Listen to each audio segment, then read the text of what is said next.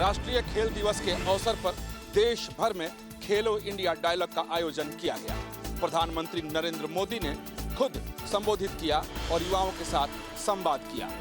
लगभग 5000 जगहों पर युवाओं को एक साथ संबोधित प्रधानमंत्री नरेंद्र मोदी ने किया। हालांकि वीडियो कॉन्फ्रेंसिंग के जरिए प्रधानमंत्री नरेंद्र मोदी ने युवाओं के साथ संवाद किया।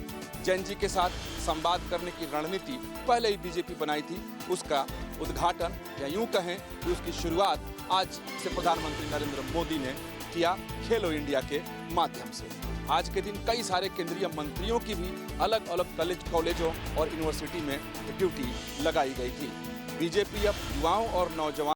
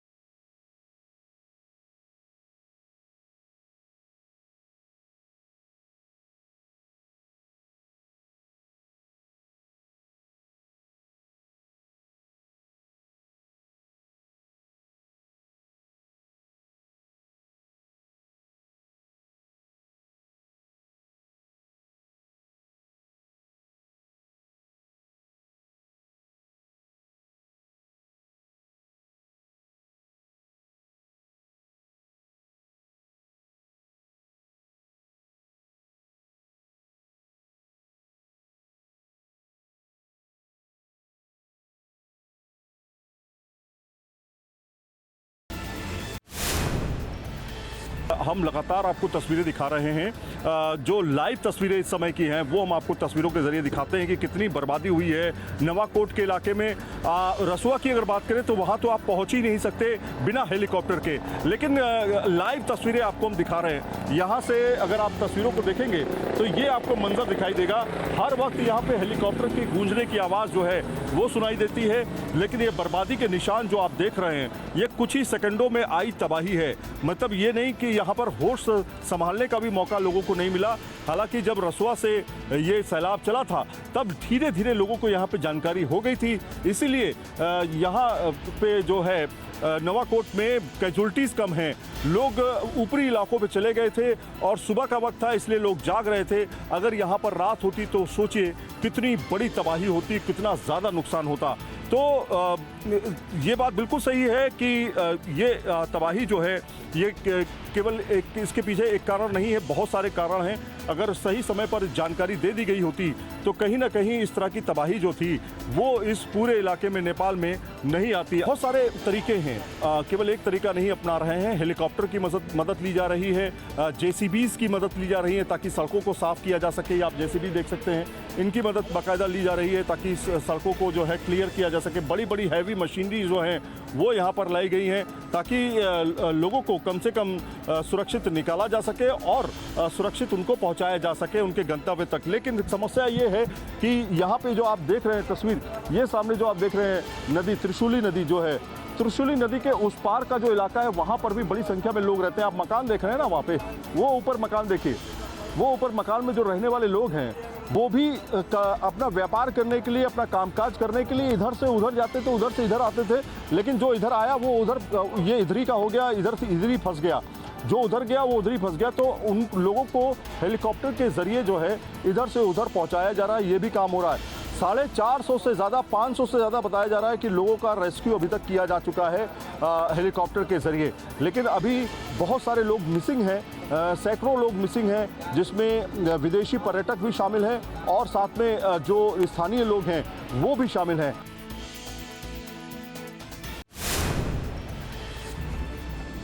इस वक्त हम जेसीबी के ज़रिए उन तमाम इलाकों की तरफ जा रहे हैं जहां पर काफ़ी ज़्यादा मड है, जहां पर इतना ज़्यादा दलदल आ चुका है। नवाकोट का ये इलाका है और इस नवाकोट के इलाके में जेसीबी के बगैर हम अंदर तक नहीं जा सकते, इसलिए हमने बाकायदा जेसीबी का सहारा लिया है। और जेसीबी के ज़रिए आप देखिए ऊपर बैठ करके किस तरह से हम ये इस पर बैठ करके, इस पर खड़े होकर के अंदर की तरफ जा रहे हैं। तो देखिए ये वो जगह है, ये वो साइट है जो काफ़ी ज़्यादा तबाह हुई है।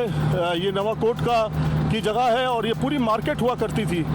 इस पूरे मार्केट में अगर आप देखेंगे तो सब कुछ ख़त्म हो चुका है, सब कुछ दफन हो चुका है। करीब 10-10 फीट, 15-15 फीट तक ये मलबा आ चुका है। यहाँ पर रोड हुआ करती थी, बड़ी संख्या में लोग यहाँ से मूवमेंट करते थे रसुआ की तरफ और नवाकोट से।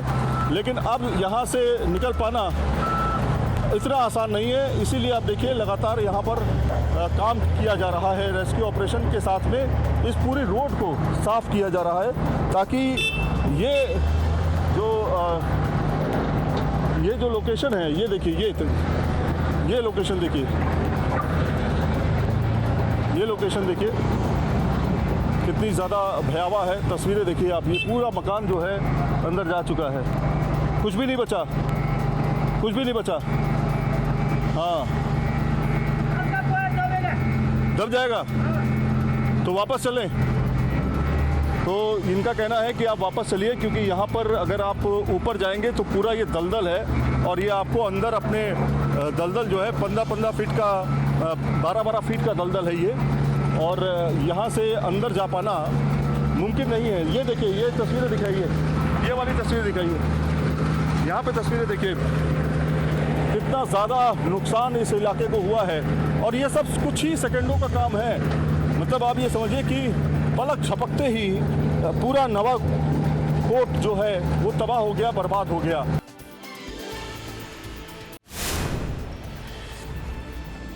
नेपाल में जिस तरह से त्रासदी आई है, कल सुबह ठीक 8:30 बजे से 9 बजे तक ऐसा सैलाब आया जिसने सब कुछ बहा दिया। बड़ी संख्या में लोगों की मौत हुई है, बड़ी संख्या में लोग घायल हैं और अभी तो 1000 से ज़्यादा लापता हैं। 300 का आंकड़ा मृतकों का पार कर गया है जो सोर्सेस बता रहे हैं। हालांकि आधिकारिक आंकड़ा कुछ और कह रहा है, लेकिन स्थानीय निवासी क्या कर रहे हैं, पहली चीज़। दूसरी चीज़, ये नवाकोट के इलाके में मौजूद हैं। आप सामने पहाड़ियाँ देख रहे हैं, ये रसुआ का जो इलाका है, ये सामने रसुआ का ही इलाका है जो पहाड़ियाँ हैं। अब हम यहाँ पर कहाँ पर मौजूद हैं ये आपको बताएं। टेलीकॉम ऑफिस है ये टेलीकॉम ऑफिस है जहाँ पर बड़ी संख्या में लोग जो हैं यहीं पर आकर के मोबाइल रिचार्ज करके अपने जो मोबाइल चार्जिंग करके अपने लोगों का पता करने की कोशिश करते हैं। आपको दिखाते हैं तस्वीरें अंदर से कि किस तरह से सिचुएशन है यहाँ पर, कितने लोग यहाँ पर मौजूद हैं। बड़ी संख्या में यहाँ पर लोग मोबाइल रिचार्ज कराने के लिए, चार्ज कराने के लिए पहुँच रहे हैं, क्योंकि इलेक्ट्रिसिटी जो है वो बिल्कुल ख़त्म हो चुकी है। तो एक ही एक सहारा है, वो है नेपाल टेलीकॉम। नेपाल टेलीकॉम में आप तस्वीरें देखिए, यहाँ पर बड़ी संख्या में जो लोग हैं वो यहाँ पर मोबाइल को अपने चार्ज कर रहे हैं। ये आप देखिए, बड़ी संख्या में जो यहाँ के निवासी हैं नवाकोट के, वो अपने मोबाइल्स को यहाँ पर लगाए हुए हैं, चार्ज कर रहे हैं। माताएं हैं, बहनें हैं और पुरुष हैं। तो ये एक बड़ी त्रासदी है जिसकी वजह से यहाँ पे आप लोग क्यों हैं, क्या हुआ है? हाँ, यहाँ पे नवाकोट में जो त्रासदी आई उसके बाद आप लोग बाढ़ी पीड़ित है ना, हाँ। उसी के लिए यहाँ तो मोबाइल चार्ज करने के आया है। मोबाइल चार्ज करने। हाँ। तो आप लोगों के यहाँ पर कुछ ऐसे लोग भी हैं जिनके अपने गायब हैं? गाय भी से चल गया है। अच्छा, गाय भी सब घर सब चल गया चला गया। हाँ। आपका भी घर? हाँ, आपका भी घर का हाँ। बह गया? गया। अच्छा, तो अभी कोई गायब भी है क्या आप लोग? अभी आपका कोई गायब भी है क्या? नहीं है, नहीं आपका क्या कोई पता गायब नहीं। आप जो है यहाँ पर कब से हैं? यहाँ पे क्या कर रही हैं? यहाँ पे मैं पृथ्वी स्कूल का स्टूडेंट हूँ। हम यहाँ पे मोबाइल चार्ज करने आए हैं। यहाँ पर जो ये इलाका है खास तौर पे, ये भी काफ़ी ज़्यादा इम्पैक्टेड है। तमाम घर दुकानें जो हैं वो सब गायब हो चुकी हैं और नवाकोट का इलाका है, उसी का ये टेलीकॉम सेंटर है, नेपाल टेलीकॉम सेंटर है, जहाँ पर बड़ी संख्या में लोग पहुँच करके अपने मोबाइल को चार्ज कर रहे हैं ताकि अपनों से बातचीत की जा सके। बड़ी त्रासदी हुई है नेपाल के अंदर और लगातार सरकार जो है रेस्टोरेशन का काम कर रही है। ग्राउंड जीरो से सैयद आमिर हुसैन, नेपाल। कानपुर में गंगा का जलस्तर लगातार बढ़ता जा रहा है। गंगा के बढ़ते जलस्तर की वजह से कटनी के तमाम गांवों में बाढ़ का खतरा मंडराने लगा है। दरअसल पानी अब खेतों तक पहुंच गया है, तमाम सड़कों तक पानी पहुंच गया है, लेकिन ग्रामीण फिलहाल सुरक्षित हैं। ऐसे में प्रशासन लगातार बढ़ते हुए जलस्तर की मॉनिटरिंग कर रहा है। लगातार ये देखने का प्रयास किया जा रहा है कि किस रफ्तार से गंगा का जलस्तर बढ़ रहा है। दरअसल कानपुर में गंगा चेतावनी बिंदु से ऊपर और खतरे के निशान से महज 70 सेंटीमीटर नीचे बह रही हैं। ऐसे में ये माना जा रहा है कि इसी रफ्तार से अगर पानी बढ़ता रहा तो ग्रामीणों के लिए मुसीबत बहुत ज़्यादा बढ़ जाएगी और तमाम ग्रामीणों को यहाँ से पलायन करना भी पड़ सकता है। आप देख सकते हैं कि ये अमरूद का बगीचा है और बगीचे में भी पानी पहुंच चुका है। इसी तरीके से गंगा की कटान लगातार जारी है। आप देख सकते हैं कि लगातार तटीय क्षेत्रों पे जो मिट्टी है, जो बालू है, वो कट रही है और वो गंगा में समाती जा रही है और गंगा का प्रवाह क्षेत्र लगातार बढ़ता जा रहा है। वहीं दूसरी तरफ कानपुर शहर की तस्वीर आपको दिखाना चाहेंगे कि एक तरफ कटनी के इलाके में जहाँ गंगा लगातार विस्तार कर रही है, तो वहीं कानपुर शहर की तरफ भी तमाम घाट गंगा में डूबे हुए नजर आ रहे हैं। वहीं गंगा बैराज की अगर बात की जाए तो गंगा बैराज में क्योंकि पीछे से लगातार पानी आ रहा है, ऐसे में बैराज के गेटों पर लगातार दबाव बढ़ता जा रहा है। बैराज के सभी 30 गेट न केवल खोल दिए गए हैं बल्कि उनकी ऊंचाई भी लगातार बढ़ाई जा रही है। ऐसे में आप तस्वीरों में देख सकते हैं कि गंगा बैराज के ऊपर जो सड़क है बैराज की और गंगा का जो जलस्तर है उसके बीच की दूरी कम होती जा रही है, यानी गंगा लगातार ऊपर की ओर चढ़ रही है और लगातार पीछे से पानी आने की वजह से बड़े पैमाने पर यहाँ से भी पानी डिस्चार्ज किया जा रहा है और यही वजह है कि आगे बाढ़ का खतरा मंडराने लगा है। फिलहाल की अगर बात की जाए तो गंगा कानपुर में 114.30 के मीटर के मार्ग पर बह रही है, जो कि चेतावनी बिंदु से ऊपर है और खतरे के निशान से महज 70 सेंटीमीटर दूर है। Tiwari, news state Kanpur.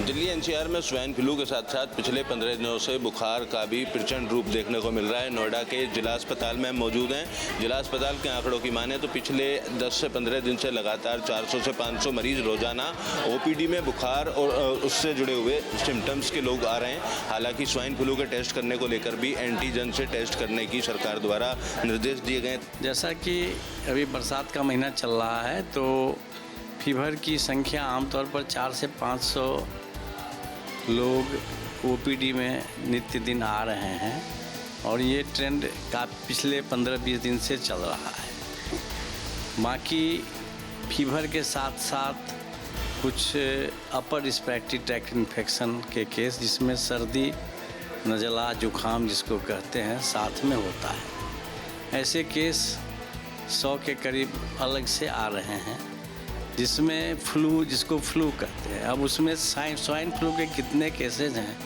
उनका अभी टेस्टिंग मेरे यहाँ शुरू नहीं हुआ है और वैसे मरीज़ सीरियस भी नहीं है, ओपीडी के बाद दवा लेके चले जाते हैं। तमाम पेशेंट मैं आपको दिखाऊं, यहाँ देखिए जो डॉक्टर हैं उनकी तीमारदारी कर रहे हैं और वार्ड जो हैं वो ऐसे ही भरे हुए हैं। पिछले 6 दिन में 88 के आसपास जो मरीज़ हैं उनको एडमिट करना पड़ा। उसके अलावा जो मरीज़ हैं उनको दवा देकर भेज दिया गया है। जो ज़्यादा सीरियस हैं, ज़्यादा फीवर है, उनको एडमिट किया जा रहा है। कुछ पेशेंट भी यहाँ पर दिखाई दे रहे होंगे आपको, उनके परिजन जो हैं वो भी तीमारदार भी यहाँ पर हैं और इसी तरीके से जो तमाम वार्ड हैं वो लगातार भरते हुए नजर आ रहे हैं। कि तमाम जो मरीज़ हैं, ज़्यादातर जो अस्पताल में एडमिट हैं वो बुखार से पीड़ित मरीज हैं। स्वाइन फ्लू को लेकर भी जो चाइल्ड पीजीआई अस्पताल है वहाँ पर टेस्ट किए जा रहे हैं। सभी लोगों को सतर्क रहने की जो सलाह है वो डॉक्टरों के द्वारा दी जा रही है, क्योंकि स्वाइन फ्लू सांसों से फैलता है, छूने से फैलता है। ऐसे में मास्क लगा कर रहे हैं और तमाम तरीके के एहतियात बरतें। वीडियो जर्नलिस्ट यश शर्मा के साथ अमित चौधरी, न्यूज़ स्टेट नोएडा। गाजियाबाद, नोएडा और मेरठ सहित कई राज्यों में लगातार स्वाइन फ्लू के मामले सामने आ रहे हैं और इसी को देखते हुए जिला सहारनपुर प्रशासन भी अलर्ट मोड पर है। हालांकि सहारनपुर के अंदर अब तक कोई भी स्वाइन फ्लू का मामला सामने नहीं आया है, लेकिन बरसात के चलते लगातार नजला, खांसी, बुखार और सांस से संबंधित मर्ज की संख्या को लेकर मरीज लगातार ओपीडी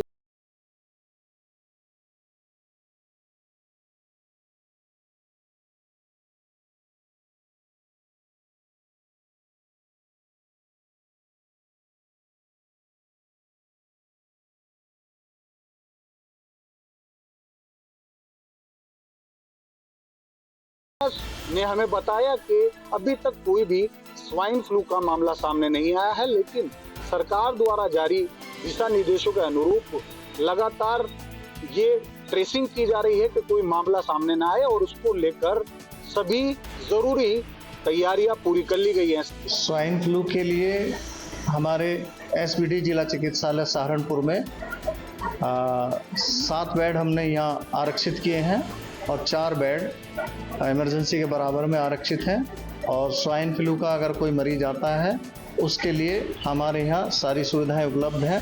सभी दवाइयाँ जो आवश्यकता की हैं स्वाइन फ्लू के लिए वो उपलब्ध हैं, और स्पंजिंग वगैरह अगर की ज़रूरत पड़ती है उसके लिए हमारे यहाँ कोल्ड चेन मेंटेन है। और अभी तक हमारे यहाँ किसी तरह का डिटेक्ट स्वाइन फ्लू का कोई मरीज नहीं हुआ। सहारनपुर से न्यूज स्टेट के लिए मैं सोहेल गौर। कानपुर में एयरक्राफ्ट क्रैश होने की वजह से हड़कंप मच गया। यह एयरक्राफ्ट गंगा बैराज के पास नथुपुरवा गांव के पास, आप देख सकते हैं ये जो इलाका है अमरूद का बाग है, यहाँ पर क्रैश हुआ और ये उसका मलबा पड़ा हुआ है। आप देख सकते हैं कि अगला हिस्सा पूरी तरीके से क्षतिग्रस्त हो गया है और पिछला हिस्सा अपेक्षाकृत सुरक्षित है। आपको बता दें कि यह एक प्रशिक्षण के लिए उड़ने वाला विमान है और गर्ग एविएशन ट्रेनिंग सेंटर से इसने उड़ान भरी थी। 4 सीटर डुअल इंजन का ये विमान है। बताया जा रहा है कि 11:50 पर दुर्घटनाग्रस्त हुआ। जो इंस्ट्रक्टर हैं सचिन भाटिया और ट्रेनी अभिषेक पुजारी, उनकी मौत हो गई। जब इसकी सूचना पुलिस को मिली, पुलिस मौके पर पहुंची और पुलिस ने दोनों ही घायलों को रेस्क्यू किया और उन्हें आनंद फानंद में अस्पताल भेजा गया, लेकिन अस्पताल पहुंचने से पहले ही रास्ते में दोनों की मौत हो गई। वहीं इस घटना के बाद क्षेत्र में हड़कंप मच गया। आसपास में जो लोग किसान काम कर रहे थे उन्होंने देखा कि एयरक्राफ्ट गुलाटी खा रहा है और उसके बाद अचानक से अनियंत्रित होकर के यहाँ पर गिर गया। मामले की जानकारी डीजीसीए को दे दी गई है। डीजीसीए की टीम मौके पर पहुंचेगी और ये देखने की कोशिश करेगी, जानने का प्रयास करेगी कि आखिरकार इस हादसे की वजह क्या है।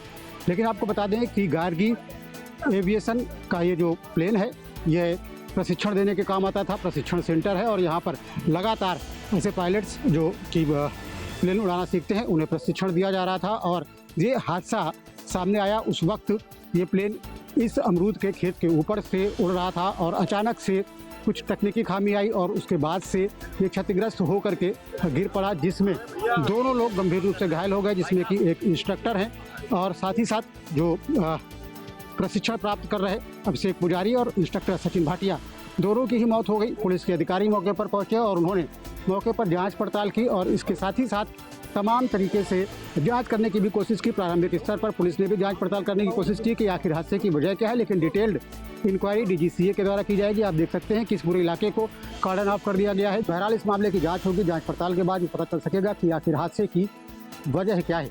News state Kanpur. हरियाणवी कलाकार अंकित बालियान की हत्याकांड से जुड़ी बड़ी खबर सामने आ रही है। सिंगर अंकित बालियान को गाना बनाने को लेकर किया गया हत्या का दावा। गोगी गैंग, जो कि सोनीपत का गैंग है, उसने इंस्टाग्राम पर पोस्ट डालकर ली हत्या की जिम्मेदारी। भोलू सायापुरिया, जो अभी जेल में बंद है, उसने सोशल मीडिया पर पोस्ट डालकर बताया है कि अंकित बालियान की हत्या हमने की है। अंकित बालियान ने हमारे गोगी भाई की तरफ पे गाना बनाया था। बता दें आपको कि गोगी, इसकी हत्या कोर्ट में एक वकीलों के भेष में आकर कुछ बदमाशों ने कर दी थी।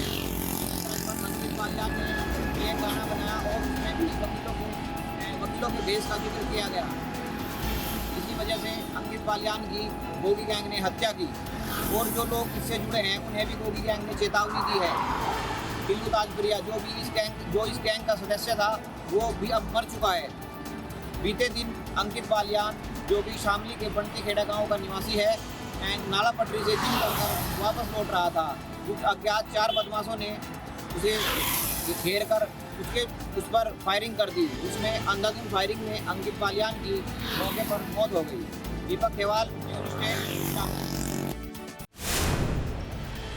रक्षाबंधन का त्यौहार बहन और भाई के अटूट प्रेम और विश्वास का त्यौहार तो है ही, लेकिन इसके साथ साथ एक मिठास का त्यौहार भी है, क्योंकि बहनें अपने भाइयों की कलाई पे राखी तो बांधती हैं ही, इसके साथ साथ उन्हें मिठाई भी खिलाती हैं। और इस वक्त हम मिठाई के दुकान के अंदर हम मौजूद हैं और तस्वीरें आपको दिखाते हैं। कई तरह की जो वैरायटी है रक्षाबंधन पर खास तौर पर मिठाई की दुकान में आपको मिल जाएंगी। जो बहनें हैं अलग अलग तरह की जो मिठाइयाँ हैं अपने भाइयों को खिलाने के लिए रक्षाबंधन पर लेकर जाती हैं, आप तस्वीरों में देख भी सकती हैं। और जो बहनें यहाँ मिठाइयाँ खरीद रही हैं उनसे बात भी कर लेते हैं। मैम, मिठाई खरीदने के लिए यहाँ पहुँचे हैं, तो क्या खरीदना चाह रही हैं? क्योंकि यहाँ तो मिठाइयाँ अलग अलग वैरायटी है, तो भाई को क्या खिलाएंगी इस बार रक्षाबंधन पर? Dry fruit laddu. Dry fruit laddu ये आपने पसंद कर लिया है? भैया पसंद कर लिया ड्राई फ्रूट लड्डू। वैरायटी कितनी तरह की है यहाँ पर? भैया 100 तरह की वैरायटीज़ हैं, सब अच्छा है, सब टेस्टी है। तो ड्राई फ्रूट लड्डू ये अपने भाई को खिलाएंगी जब कलाई पर राखी बांधेंगी। और भी जो बहनें हैं उनसे भी बात करेंगे। मैम, रक्षाबंधन का त्यौहार है और मिठास का त्यौहार होता है, बहनें अपने भाई का मुंह मीठा भी कराती हैं, कलाई पर राखी भी बांधती हैं। आप कौन सी मिठाई खरीद रही हैं? मेवा मिश्री। मेवा मिश्री।